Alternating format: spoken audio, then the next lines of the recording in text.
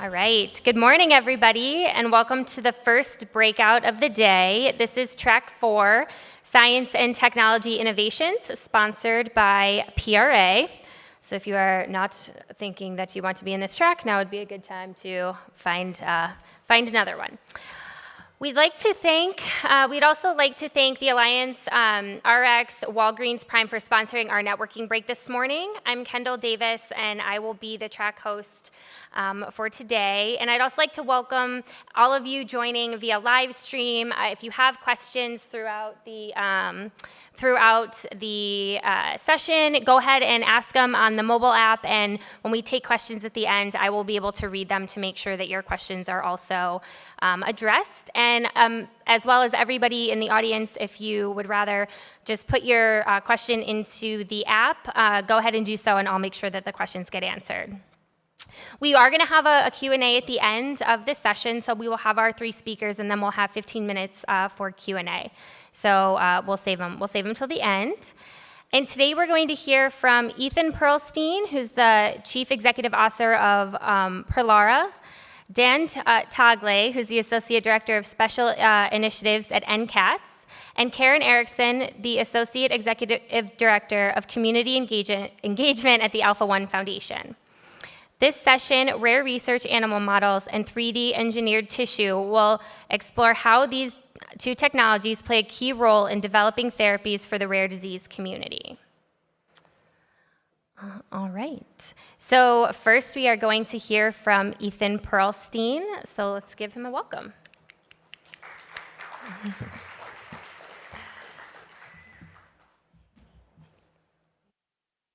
Okay. Should be. Hey, hello, everybody. Thank you for coming out. This is my 6th Global Gene, so very excited to be here. Today, I want to talk about research involving animal models and 3D engineered tissues. And Perlara actually specializes in working with animal models, so most of the talk will focus on those, and then I'll end with some discussion about 3D engineered tissues, and hopefully Dan from NCATS will pick up where I leave off and expand on that topic. Okay. So the first thing I want to remind everybody is that all animals, and of course we are animals, share a common ancestor in the evolution of life on Earth. And we're not showing you all the beautiful branches of life forms that exist on the planet. I'm just showing you what are called the 4 classical model organisms. So starting from your left, Saccharomyces cerevisiae, this is also referred to as yeast. If anyone does any baking, Fleischmann's yeast, this is essentially the same stuff. This is a single-celled animal. It's technically it's actually a fungus, but it's the simplest animal cell on Earth. It's a type of simple animal that really is one cell. The organism is the cell. And moving up in complexity, the next model organism is Caenorhabditis elegans, or C. elegans, or nematodes, or sometimes even just worms. And this is a critter that has about 1,000 cells. You can actually count them. Some poor graduate students many years ago had to actually count each individual cell from the egg as it developed all the way to the adult animal and track the lineage of every cell. So this is a very well understood organism down to each individual cell. And it's about 1 millimeter in length, so I wanted to bring some of these specimens with me. I don't think Southwest would have appreciated me bringing these on the plane if they didn't really understand what they were, but in any case, you can kind of imagine, or at least Google a video of these, and you can see some of them in live action. But essentially, it's a 1 millimeter worm that crawls around, usually lives in the wild on rotting fruit, and that's how it was actually first isolated and domesticated in the lab by Sidney Brenner and other researchers years ago. Next up the chain is Drosophila melanogaster, or the fruit fly. This is an invertebrate, so no backbone, just like C. elegans, just like the worm, just like yeast, obviously. So these are collectively referred to as invertebrates. But Drosophila have a lot of the organ systems and tissues that we have. They have eyes. We have eyes. Their eyes are compound eyes, so it's different in the details. But in the big zoomed-out picture, you see what we call the homology, or the common parts or processes between species. Next up the chain is Danio orario, or the zebrafish, and that's sort of the newest kid on the model organism block. Drosophila dates back over a century almost in terms of being used in the lab. C. elegans about 50 years, yeast somewhere in the first half of the 20th century. But zebrafish really started to come into play in the sort of the 70s and going forward. And zebrafish are vertebrates, so they have a backbone, but they're not mammals. right? So they're not warm-blooded. And in terms of sort of evolutionary distances, fish separated from our common ancestor, a couple 100 million years ago, a couple 100 million years additional, we talk about separating from worms and flies, and yeast, we last shared a common ancestor 1 billion years ago. And just as a reminder, life first sort of evolved on Earth, it's thought around 3.5 billion years ago, and the planet's about 4.6 billion years. So the yeast represents a really, really ancient connection. And of course, there's us. And the approach that's taken these days for using animal models and deploying them in research, right now really it revolves around this gene editing technology called CRISPR, which I'm sure a lot of folks have heard about. In the past, there were older technologies that you could use to tinker with genomes, and you could make changes here and there. The CRISPR technology is quite efficient and quite specific, although there could be issues with off-target effects, but this is a very, very elegant technology that really only came on the scene about 5 years ago, actually. But it has radically changed the way we approach animal models. In the past, you might have started by taking an animal, and I haven't talked about mice yet, but obviously mice and mammals are part of this equation as well. But generally in the past, if you wanted to work with an animal model, we had very blunt tools for manipulating the genome. We could make knockouts, like we could basically take a bat to the genome and swipe and take out chunks of the genome, and you could make a knockout or deletion this way. And that's how a lot of mutations were originally made, but as people are very much aware, when you actually see mutations in the wild, they're not always these very catastrophic large changes to the gene. They can be, but most of the time they can be just single letter changes. So with CRISPR technology, you can actually go in and make that single change. In this case, changing a letter that is causing a monogenic disease, and that's represented by this red mutation up here.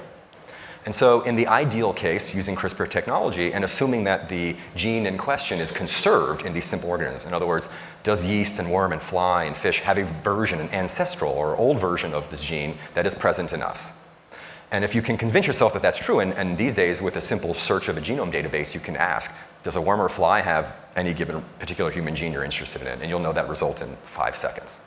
So let's imagine a case for a rare disease caused by this infinitesimal small change in just one letter in your 3 billion letter soup that makes up your genome. This one change causes a disease. And we can ask, what happens if you make that same exact change in all these different model organisms? And here I'm presenting an ideal scenario where a particular human disease gene is conserved in 4 out of 4 of these simple models. And so you can go in and with CRISPR technology, introduce that mutation and then create what we like to call a patient avatar, just another way of saying an animal model, but like that, the ring of that, because with CRISPR, again, you can make something an animal model that has exactly the mutation you're interested in. Maybe it's only exists in one child or one person who has that genotype. But with CRISPR technology, you can make that. And then what you can do is convince yourself that if you peer into these animals, look at it at sort of the cellular level and try to understand what's the mechanics of the disease as it plays out in these organisms, you can convince yourself that, yeah, the disease plays out the same way at the cell level in these animals as it does in humans. And if you look at the zoomed out picture in terms of what happens to how these animals live, develop, do they live normally, do they die soon, you also can see parallels between that at the zoomed out level and what you see in the patients. So you do a lot of things to convince yourself that the animal models are relevant. But no single animal model is going to be perfect. I mean, in the name model itself is really this concept of an approximation. And so you don't really want to overinvest in any one particular model. You really, what we think is, and I think what most people would agree, is you want to have a portfolio of models. You want to have a bunch of models where there's redundancy, but also the ability for them to hedge. If one model is missing something because it's the yeast and it's just too simple, you can complement that with another model that's more complicated and may have that process more represented the way it looks in a human. So this will summarize sort of, again, this is using just the CRISPR gene editing technology. There's still other technologies out there. You might have heard of TALENs or zinc fingers. These are other ways to create sort of fine scale changes to the genome, but CRISPR seems to be the universal text editor for genomes, and it's really taken off. And obviously people are very excited about its clinical applications, but we're really excited in the sort of preclinical and discovery world. We're really excited about CRISPR's application as a tool for making these kinds of patient avatars, which then enable all kinds of other downstream research and discovery activities. So here I'm just going to kind of go through one by one each of the model organisms and sort of highlight a set of characteristics and show you how those characteristics and those features are different among the different organisms. So the first thing to mention is that how similar overall is the yeast to a human? And if you take the metric of counting the number of genes in yeast that have what we call the homolog, or sort of the counterpart in humans, you come up with a number of 1 in 4. So we have about 20,000 genes, yeast have about 5,000 genes, and 1 in 4 of those 5,000 yeast genes has a counterpart in humans. The great thing about yeast, as I said, it's a single-celled organism. So the organism is the cell. That can happen with these very simple, what we call eukaryotes, which are the classification of cells that have a nucleus in them versus bacteria, which are prokaryotes. And I'm not even talking about bacteria here at all. The other thing that I want to call out is that, because yeast is just a single cell, you can do a lot of experiments really quick and really cheaply. So the life cycle of a yeast cell is 90 minutes under sort of optimal conditions. And what that means for yeast is a bunch of glucose or sugar and some nitrogen source, some protein, and that's it. And they'll go to town. And so they'll divide. They don't literally divide, they bud. So you can sort of see their colloquial name is budding yeast. Because you can see at the top there, what we call the mother cell is budding off a little daughter. In terms of how quickly can you deploy yeast in the wild, or at least in the laboratory, about 2 to 4 weeks to actually gene engineer yeast. Very, very quick and efficient to make changes in yeast. And so the real advantage is that you could create a whole bunch of avatars in parallel. You could consider one day maybe taking a whole patient registry and sort of mapping it and cloning it into the yeast and making the yeast patient avatars of all those various mutations that exist in actual patients. The other advantage, of course, is in terms of speed, is that you can do drug screens really quickly. So for example, 20,000 compounds to do with yeast, to do a screen in yeast, maybe takes you less than a month. So it's a great way to generate leads extremely quickly. Obviously, probably the most attractive feature of yeast is its cost effectiveness. So we've estimated through activities that we've done with other partners and looking out in the world of academic researchers and how they do things, roughly you're talking about a $75K commitment if you wanted to generate a bunch of yeast models, characterize their defects, and then do drug screens to find molecules that rescue those or correct those defects. And I'll leave each of you, for each of the model organisms, I'll leave a site, what we call the Model Organism Genome Database, where you could go and peer and browse and ask, your favorite gene, is it present in yeast? So please pursue that URL, and for each of the models, I include their version of the Model Organism Database. Worms. So worms, so as we progress closer to humans, things just sort of look better from the perspective of conservation. So instead of 1 out of 4 genes conserved in yeast to humans, in worms, it's 2 out of 5. Worms live a bit longer than yeast. They're not single-celled organisms. As I said, there are about 1,000 cells comprise each individual worm. And the worms go through a cycle of larvae maturing to larger larvae, and then they become adults, which are capable of laying eggs, which then start the cycle over. So you can do experiments like how long does the worm live, and if the lifespan is affected, that could be the disease phenotype in this animal. It takes a little longer to engineer with the worm. Again, it's not just essentially one nucleus you're dealing with one organism, one cell as in yeast. You have to deal with the genomes of all the cells in that worm, and so you have to make manipulations sort of early in the development of the animal, and that takes about 1 to 2 months. To do that same 20,000 compound screen would also take you about 1 to 2 months. The costs step up a bit from from yeast because you can do a lot more with worms. You can not only measure and ascertain their lifespan, their developmental timing, whether they have premature lethality, but you can measure things like behavior, like their swimming behavior, their response to stimuli. These are things that yeast is just not capable of doing. It's just too simple. But in a worm, for example, a particular disease that you're interested might manifest in the worm as they have a funky swimming movement. And that may or may not be correlated with a movement disorder in the actual patient, but it's at least something more complex than just a growth or no growth phenotype. And this is the model organism database worms is called Wormbase, conveniently. For flies, it's 3 out of 5 genes are conserved with humans. The life cycle is considerably longer, 60 days, but most of the experiments that we do with fly, and a lot of folks work with fly, deal with their sort of development.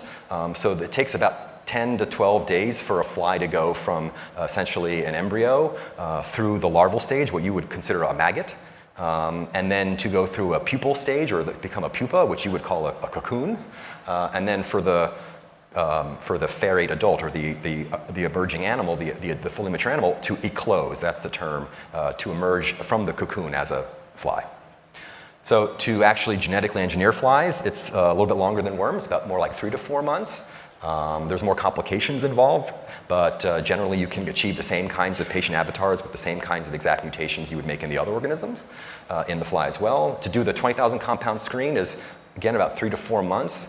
Costs are about comparable to worm, which is about $250K. And again, the way we generally work is to sort of tranche this out. So no one would be expected to pay all that up front. It would be, whether you did this with us or with an academic, you would sort of break things apart to make the models first, kick the tires on the model, make sure they look good, and then do drug screens. And for flies, the database is called FlyBase. So for fish, 3 out of 4 genes are conserved. 6, but fish live a lot longer and take a lot longer to cycle through experiments with them because you have to essentially wait many months to see the result of the experiment before you could tweak something and do it again. However, fish are vertebrates. They have systems, organ systems and the like that are much more intuitively comparable to what you would see in a human or at least in a mammal. But the timeline to engineer mutations is quite lengthy, almost on the timeline of making a mouse. The time to do a screen, 20,000 compound screen, is also quite lengthy and probably in some ways very, very costly. And so to actually do sort of fish work you're starting to get much higher in terms of budget, more like $500,000 plus, and this probably has to take into consideration the holding tanks, so the fish tanks you have to hold all these fish in, and so that requires overhead and cost. Flies are maintained in a little vial, pretty cheap. I could keep it in my pocket if I wanted to. So once you get to an organism like this that needs a little more TLC, it brings up the cost of goods. And the zebrafish database is zfin.org. Mouse, greater than 99% or 95%, somewhere in that range of mouse genes are conserved in humans. So this is why people have traditionally liked the mouse, because whatever gene you're studying, chances are it's going to be present in the mouse. Mice live considerably longer than the fish, several years. Again, it takes potentially half a year or more to genetically engineer mice, although you could, again, make the same kinds of very specific avatars that you can make in the other systems. You really can't do a 20,000 compound screen in a mouse. There's no petri dish large enough to hold the mouse, and so that's just simply not feasible. However, you can develop all these mouse models and use them to test the compounds that come from your other models, whether they're cell screens or organism screens. Once you've winnowed that list down to a manageable number, you can then do studies in mice, which people are very comfortable with. And the resource that I would point to, point folks to is JAX, Jackson Laboratories, jax.org. And sort of kind of wrapping up here, so for human cells, there's lots of options. The first thing you have to decide is what's the most convenient cell type to work with and what's the cheapest one to work with in terms of maintaining it. What's the cost of the personnel required to maintain it? Do they have to come in every day, including weekends, to keep the cells growing and happy? So generally people like to use cells that are pretty hardy and robust and can withstand somebody forgetting to deal with them over a long weekend, for example. Generally, people have all heard of fibroblasts. These are cells that are quite easy to obtain from patients, and to some extent can be useful for doing certain kinds of studies. You could derive cells from the blood, like leukocytes, and of course you can go down an iPSC or induced pluripotent stem cell path, where either you could de-differentiate a differentiated fibroblast, in other words, regress a fibroblast to a sort of primordial stem-like state, where then you could reassign it a new fate by making it a kidney or making it a liver or making it a neuronal cell. Organs on a chip I won't go too much into because I'll leave that to Dan, but Perlara is actually getting into a project involving pancreas on a chip, so we're pretty excited about getting that area. But the concept here is most of the commonly used cells that are grown in culture are generally grown in 2 dimensions, because they generally, if they're adherent or they attach to the substrate they grow on, they generally grow in a layer or flat as a monolayer. But that doesn't really obviously capture the complexity of what's happening in a real 3-dimensional organ, so attempts are being made now to create culturing conditions where you can now have what you would consider a brain organoid or a kidney organoid. To some extent, I would say that you could do all these activities, and that's great, but I know that there's a lot of effort involved in producing these materials. There's batch effects, right? This is still an artisanal process to create these kinds of tissues, and I think the technology is getting to a place where this will become industrialized and very routine, but I would say There is still probably a lot of batch-to-batch effects, which you don't really encounter in the model organisms. Those tend to be, they are what what the label says is what you get. And of course, scaling up to make these kinds of organs on a chip or other systems, unless you are clever with the way you use microfluidics or try to miniaturize, to get a sufficient number of these to do high throughput screens can be potentially challenging, but it's doable. I've seen it done. So timing for engineering of cells and cultures, we're talking on the time frame of what it would take to make worms and flies generally. To do a compound screen around that same amount of time as well, although again, the particulars of an assay could be more complex or less in one case or another, but that range of about half a year I think is reasonable. The costs here can vary, but they tend to be, I think, more expensive than worms and flies, again, because the culturing conditions required for some of these complicated cell systems, like iPSCs and others, where you have to potentially buy expensive growth factors and have other demands on your personnel in terms of being able to sort of tend to these, can drive up those costs. And if you want to learn more about sort of where you can get fibroblasts and biobanks in general, I would definitely refer to Coriell. I know Coriell has a representative here, so please definitely talk to them. We've been happy customers. And then Emulate Bio is a company that's working in the organ on a chip space that you could go check out.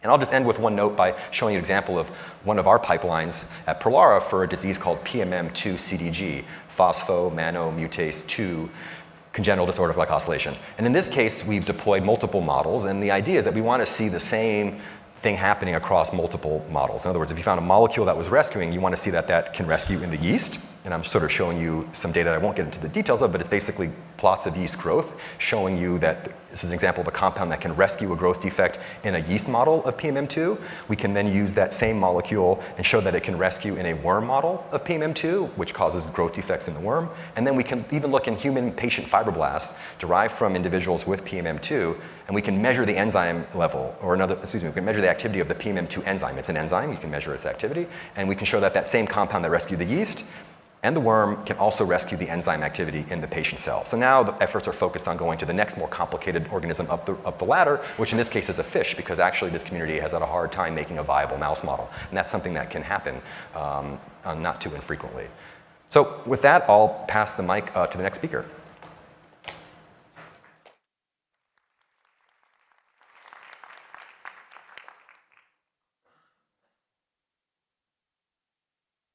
And now we're going to hear from Dan with NCATS. Thank you, Kendall. Good morning, everyone, and certainly thank you to Nicole for the invitation for this meeting, and also to Ashley and Maureen for pleasure to be working with them. So I'm going to talk on organs on chips, and primarily start by saying a little bit about NCATS, or the National Center for Advancing Translational Sciences at the NIH. If you're not familiar with it, this is a new organization that was established within the NIH by United States Congress back in 2012. And as you can see here, it's primarily to develop innovative methods and technologies. One of the key things here is also it was decided that the Office of Rare Disease Research at the NIH would be housed within NCATS, and I think Steve Groff is in the audience, and he led that office for a while before retirement, and so that also gave us the opportunity to apply a lot of these new technologies for rare disease research. And the reason for the United States Congress in establishing NCATS at the NIH is really to address the challenges in drug development. As shown here, it takes anywhere from 10 to 12 years up to even upwards of 15 years to get a drug to market, and it costs anywhere from 2.6 to even upwards of $4 billion on the average. And a number of studies that's been done, and I cite one paper in this slide, is saying essentially that the models that have been used can be largely looked upon as the cause of some of these failures. So the 2D cell culture models, the animal models that have been used by drug developers, have contributed upwards of close to 90% of the failure. So essentially in drug development, you can imagine that 1 out of 10 will only make it to market. And so one of the things that we at NCATS is doing is try to develop more predictive models for various diseases. Oops, sorry, going backwards. And this is where the tissue chips for drug screening program came to be. And so this is the goal of developing in vitro platforms. So that means essentially chips on a chip or tissues on a chip in plastics that combines human cell biology and tissues, essentially capitalizing on the advancement in microfluidics and bioengineering to develop this model. So we have developed these models to include at least 10 major organ systems in the body, as shown in this slide, anywhere from blood vessels to secretory organs like the endocrine, the GI system, the immune, skin, brain, muscles, bone, even the reproductive system. It's essentially intended to be much more physiologically relevant than any of the other systems being developed, to be genetically diverse. That means represent various genetic populations and as well as also, of course, have to be a direct relevance to the disease. It's reconfigurable and modular, so think of it as Legos, and you can combine them or mix them up as Lego blocks. And we also have them viable for at least 4 weeks. So if you think about cell culture, 2D cell culture, usually you get 4 days, 2 to 4 days of cell viability, whereas in these chips, they can go on for at least 4 weeks. We have chips going on and living for 3 months in this area. So just to give you an example, this is what a tissue chip looked like. And I actually have one here in my pocket. So this is to show how tiny they are. This is the lung on a chip. And anyone interested in seeing this, I'm happy to show you at the end. But essentially what we do is we incorporate various biomaterials, scaffolds, different cell types from various human cell sources, and also incorporate blood vessels into this system, innervation, immune response, and online functional readout. So that means we can detect whatever changes are happening in these chips right on the chip itself. And this is really capitalizing, like I said, on various advances in microfluidics and bioengineering and computational biology. Essentially, at the end of the day, we would want these chips to represent essentially the architecture of what tissues and organs look like in the human body.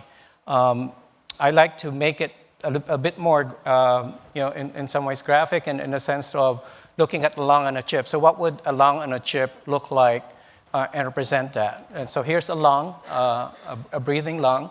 And so a lung on a chip is essentially reducing this to the least functional unit of a lung, which is the air sac or the alveoli in the lung. And so as you can see here, the figure on the left of the alveoli or the air sacs is the lung on a chip. And so using vacuum and various chambers in a flexible device on a chip system, you can culture lung human cells as well as blood cells in this system.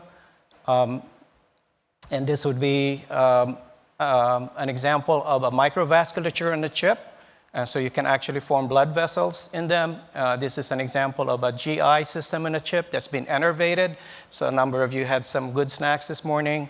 And so that's actually a GI system undergoing peristalsis, or some semblance of digestion with muscle contraction.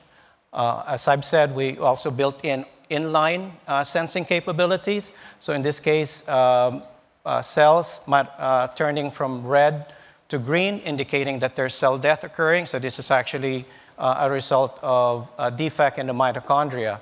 And so we can see this and image this pretty much live, real-time imaging. This just shows the variety of different platforms that we have used. The one on the top left would be the lung on a chip. The one in the middle would be the microvasculature or the blood vessel on a chip.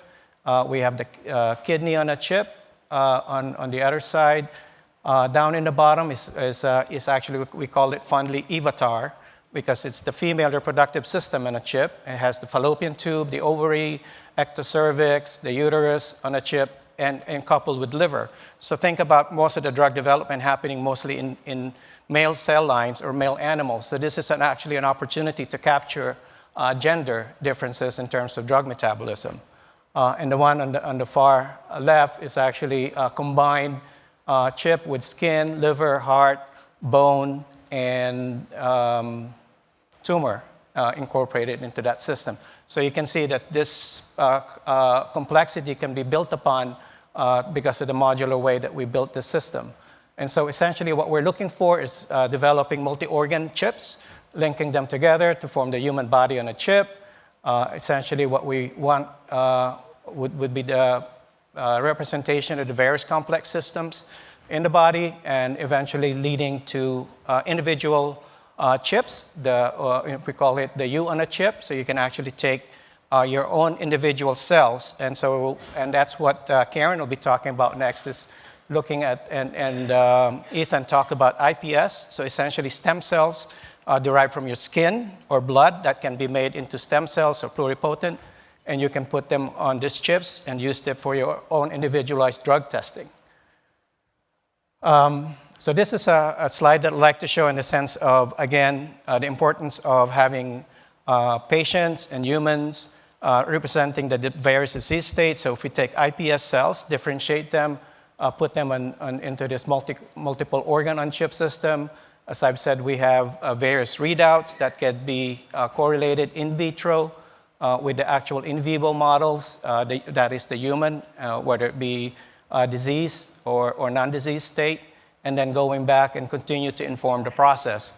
So in this particular case, we saw the opportunity to apply this technology to rare disease research. This is something I don't need to tell you about rare diseases, essentially about 7,000 of them.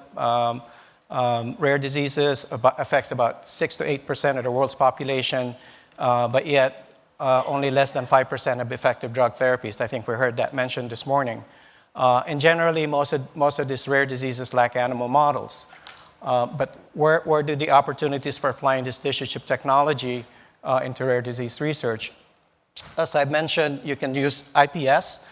Tissue chips can be used to also examine multi-organ involvement. I showed you linking multiple organ systems together. You can also then, in the absence of a clinical trial, you can actually test preclinically multiple organs on chips derived from a single patient. Let's say you have multiple treatment strategies, but you can't decide which ones to go forward. You can test them in parallel on these chips using patient-derived materials. In some ways, it also protects the naive status of the patient, so you don't necessarily advance the candidate therapeutic forward and apply it to the patient without necessarily knowing that it's going to be effective and safe for the patient. And of course, ability to actually have a built-in control. So you can have treated and untreated from the same patient material. And so in some ways, that would then obviate the need to rely on natural history data under those circumstances. And then having the ability to identify biomarkers and surrogate endpoints for the clinics. So in that area, we have actually provided some incentives to NCATS-supported investigators to start looking at rare disease research. So this is looking at the various number of rare diseases in black, and then the text in red shows the various Rare Disease Clinical Research Consortium, which is an NCATS-supported consortium of investigators working on rare diseases. And then those in yellow are actually working directly with the patient advocacy groups. For example, the Progeria Foundation and the Timothy Syndrome, looking at developing models for those systems. We have also expanded the use of this not just for rare diseases, but to include other common diseases as well, such as ALS, Parkinson's, even polycystic ovarian syndrome, cardiomyopathy. So these are all ongoing projects that we're doing right now to take advantage of this technology. I'll just give you a quick overview, for example, of how this is being applied. So in Barth syndrome, which is a rare disease, it's X-linked, caused by a mutation in a chromosome X. It's a cardiolipin deficiency because of the mitochondrial defect, and the primary cause of death is cardiomyopathy. So it's 1 in 300,000 births. So it's very rare. So in this case, the The organs on chips developers take cardiomyocytes from the patients, put them into these chips, and essentially this is what that chip looks like. It simulates the beating of the heart, and so you get this profile from the beating cardiomyocyte. Now, when you model patient-derived iPS from these patients, you can take patients and either incorporate the mutations that would represent it, and then test, shown at the end, test various treatment strategies, including genome editing or some radical oxygen species scavengers, which is apparently what helps the mitochondria to recover. Okay, I need to go fast. So that's the chip. In the middle will be the organization of the muscles, comprising the heart muscles. The figure C, the one on the right, is normal staining of a heart muscle, a cardiomyocyte muscle. The one on the middle is a defective heart muscle.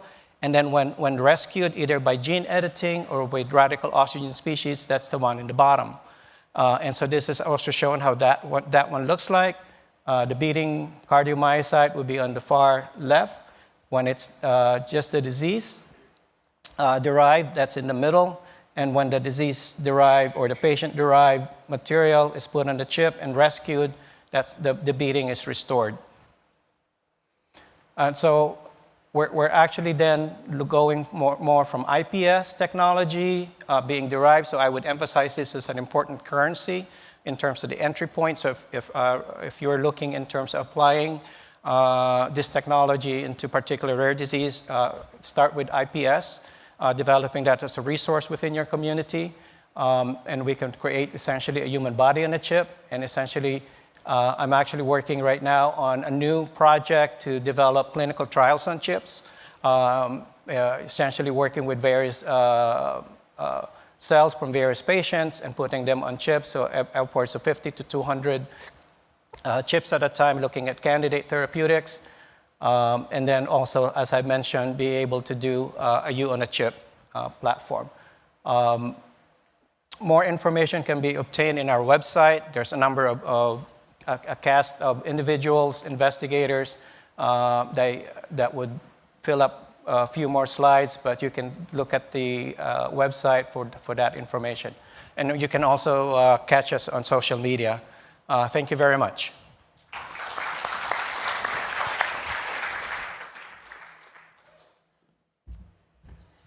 Great, thank you, Dan. And now we're going to hear from Karen Erickson.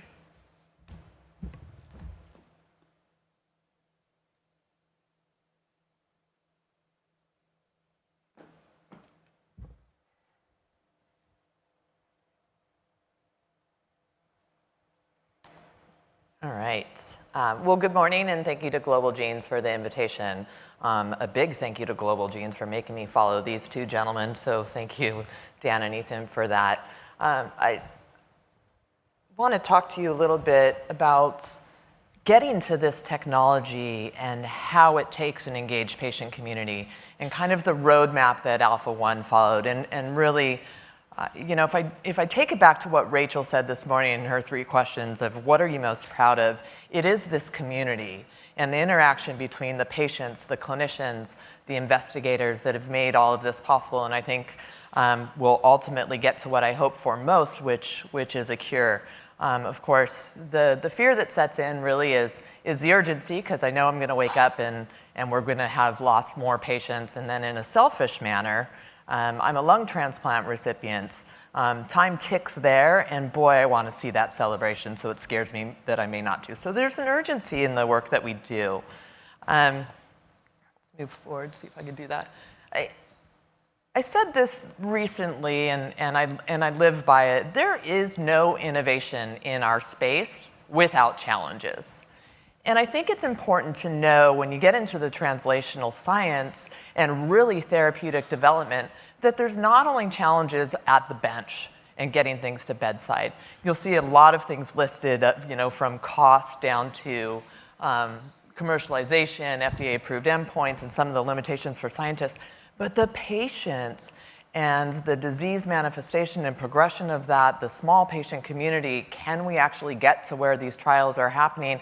It really means that we need to be smart about what we do, smart about where we engage patients, make sure that we're coming up with innovative models like this so that these small patient populations, we could still do the science and we don't have to have everybody everywhere at all times.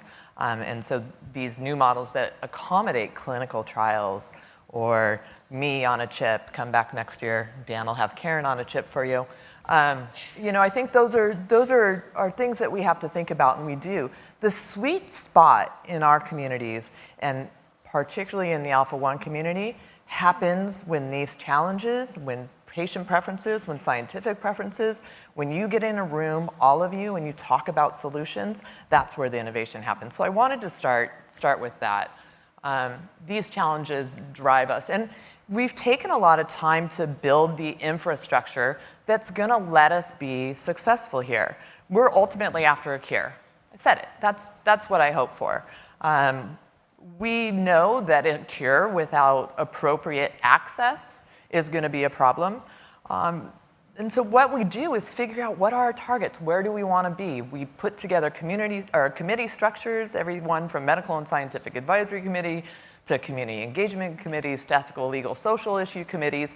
And in every single one of those, you have patients mixed with scientists, mixed with regulators, you name it. We try to put together the best team to end up with the focused agenda, right? If you aren't moving towards something, then you're moving towards nothing and wasting a lot of money. And so this urgency that I talked about, it drives you to do something quickly. But we actually stood back at Alpha-1 Foundation and really did the discovery and frame strategy before we moved on. We started with the registry. After we defined that path, we have a long history of basic research. As a matter of fact, the Alpha-1 Foundation, through a unique partnership organization, we've been able to invest $71 million into research and supportive programs, and I'll talk a little bit about that. But most importantly, I think, basic research or otherwise at the Alpha-1 Foundation, your results have to be shared. And as we get into moving towards some of these models you heard about, that'll be a key takeaway, that collaboration, that sharing, that transparency in the interactions, and also the fact that it's always patient-centric. So get your tools together, your natural history study. Now, we've made a paradigm switch to translational research at the Alpha-1 Foundation. Not to say that we're not investing heavily in the incredible basic research. There's always more we can learn. But we started a venture philanthropy group, the Alpha-1 Project. We've actually completed 11 investments. 4 of those are tools. You'll hear about some of those there. Again, all over the place is patient engagement. And then, of course, we get to the disease modeling tools that we're talking about today. These tools take money. We set ourselves up, when the Alpha-1 Foundation started, we started an organization called Alphanet. It's patient-serving patients, teaching outpatient self-management in this disease process, in this disorder process, keeping you as healthy as long as we can. And over $50 million have been donated back to the Alpha-1 Foundation by us creating the service model in our community. Basic research I talked about. To move anything through, you need assays, you need your endpoints, and you need to be really focused. So the DNA and tissue repository, again, that patient commitment was key to us. We'll talk about the cell lines and some animal models, and hopefully where we're getting to, which is the human organ model and then a full system. Alpha-1, let me back up, it's a genetic disease. Single point, single gene mutation causes us to make a protein wrong. That protein's made in the liver.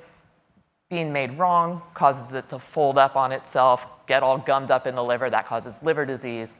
And then the deficiency part in alpha-1 antitrypsin deficiency comes because it can't get out of the liver and get to the lungs to protect there. So it is multi-organ, a great candidate for tissue on a chip.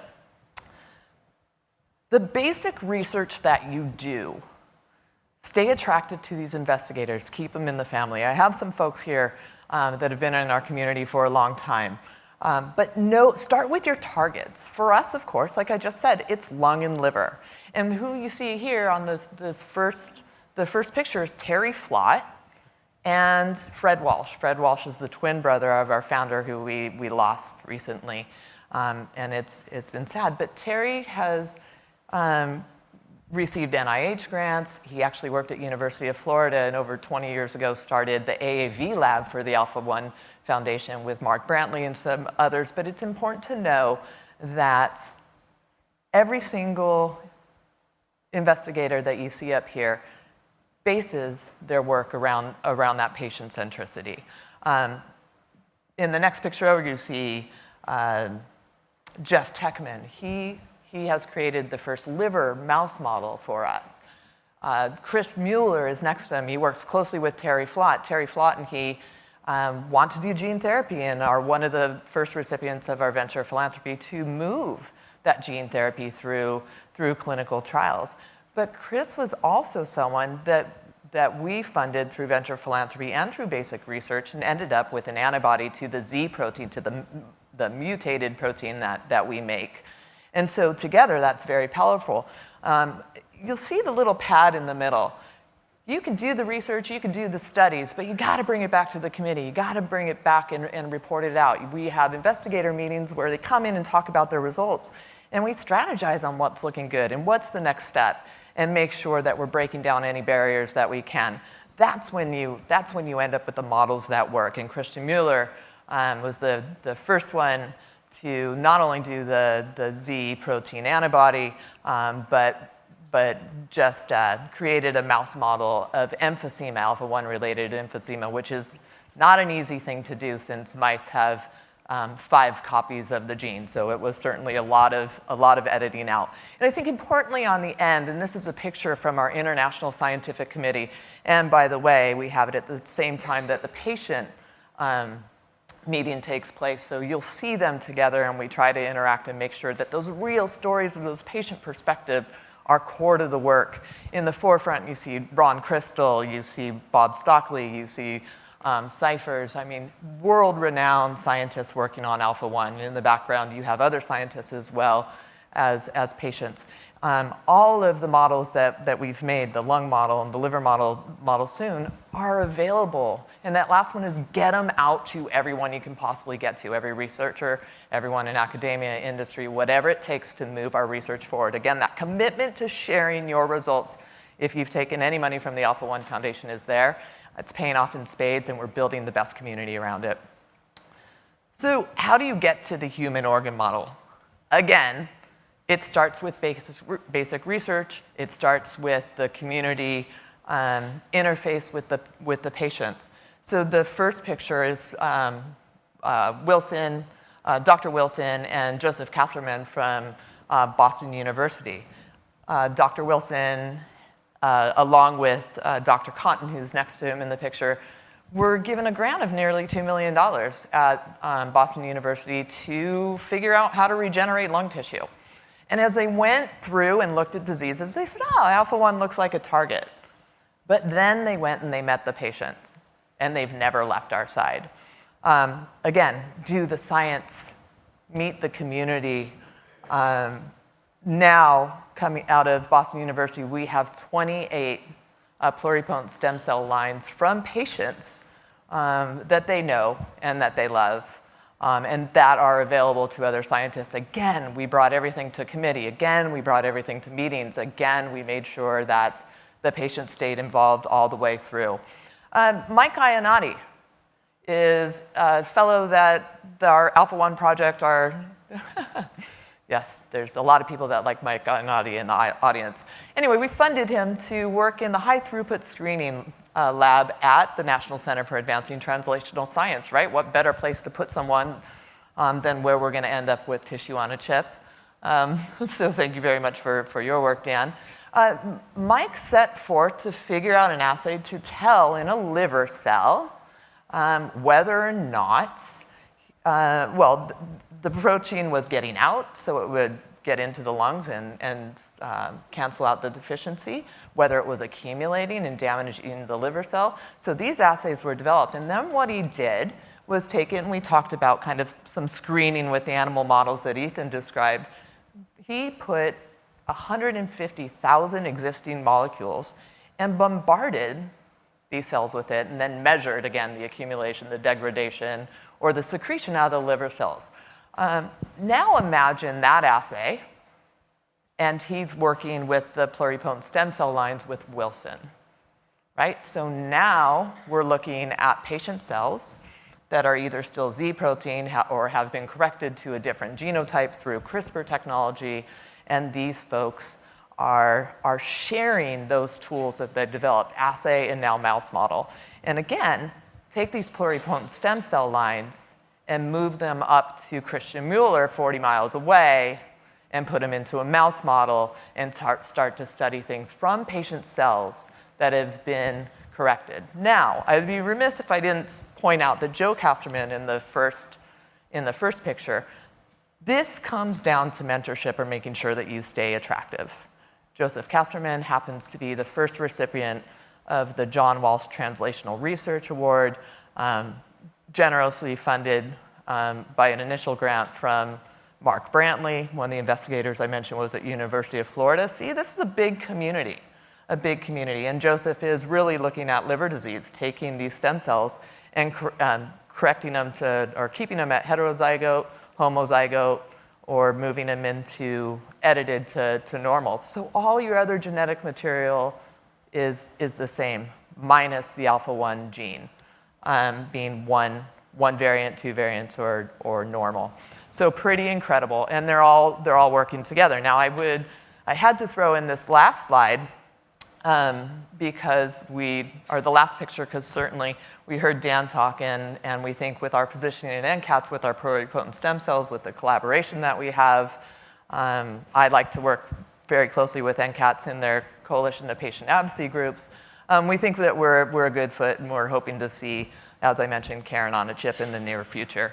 And then the folks in that picture there, of course, you have Dan, you have the NASA astronaut Terry, you have Chris Austin from NCATS, and then you have Lucy, Dan's colleague, who works closely in the chip.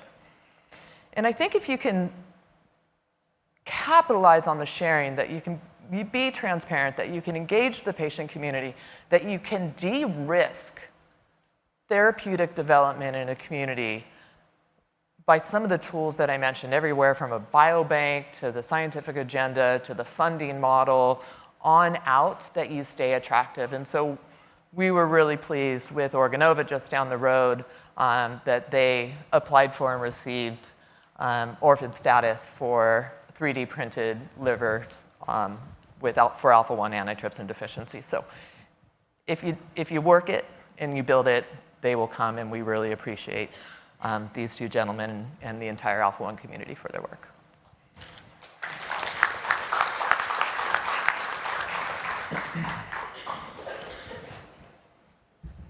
Great, thank you so much, Karen. We do have a couple of minutes for questions, so I'm going to run around with the microphone. So if you have questions, just raise your hand, and I'll come bring you the microphone.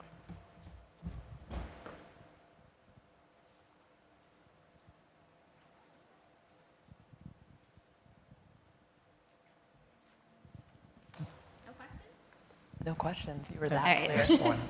I got one. This question is for Ethan. Ethan, Jen Gunther from Cure Catasil. You have your screening with 20,000 compounds.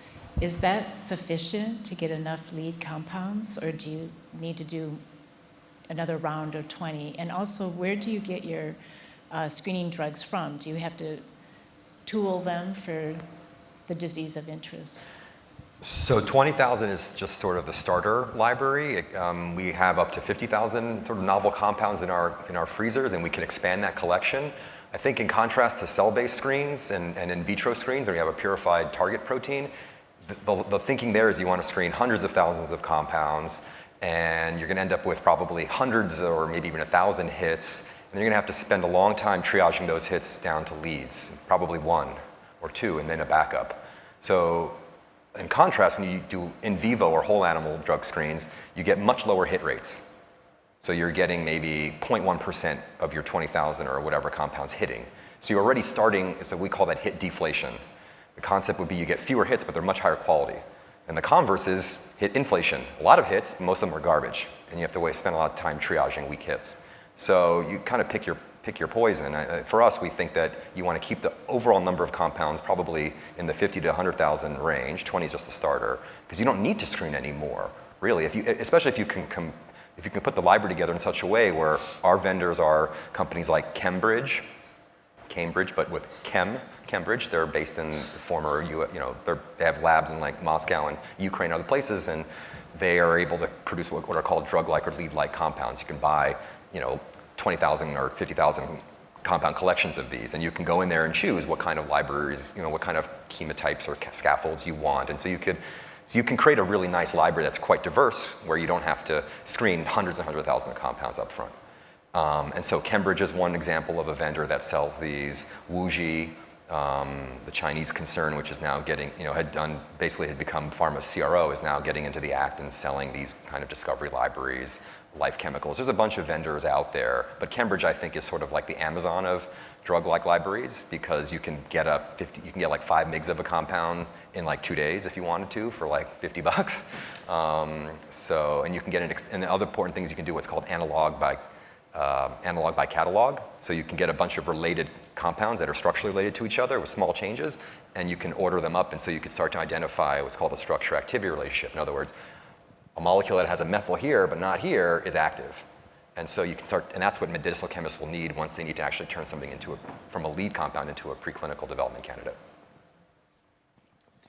So, great group of talks. One thing I interject is whether another NIH initiative gets highlighted here, and that's the whole rigor reproducibility thing. Because certainly a major reason for failure of studies, failure to translate of studies in animal models, cell models, is that sometimes the studies aren't done rigorously enough, and you're not getting out of the mouse what you think you're getting. But that before you go to the clinic, that a rigorous, unbiased, essentially clinical trial in these models be done so that you have adequate clinical rationale to move forward. And sure, the mouse and the other models aren't perfect, but at least you've done the studies correctly and you don't have a clinical failure because the animal study wasn't rigorous enough. Any other questions?